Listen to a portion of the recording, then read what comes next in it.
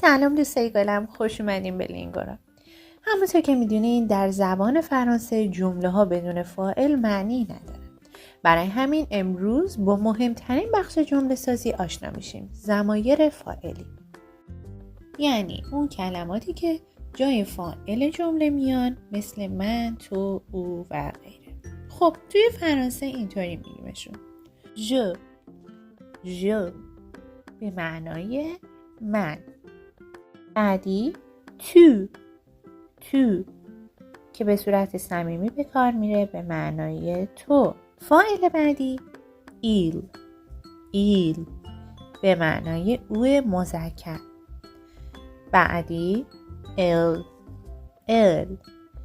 به معنای او مؤنث، یعنی برای مؤنث به کار میره. فاعل بعدی ما که به زبان فرانسه میشه اون برای مردم و آدما استفاده میشه. برای گفتن ما به صورت ساده از نو استفاده میکنیم. نو. فاعل بعدیمون وو هستش به معنای شما. وو. فاعل بعدی ایل هستش. وقتی به کار میره که ترکیبی از خانم ها و آقایان کنار هم دیگه باشد یا آنها به صورت مذکر بخوایم بگیم، از ایل استفاده میکنیم. و برای گفتن گروهی از افراد مؤنث از ال استفاده میکنیم.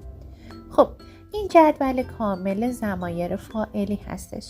یک بار به صورت متوالی از بالا میخونم: ژ، تو، ایل، ال، اون، نو، وو، ایل، ال.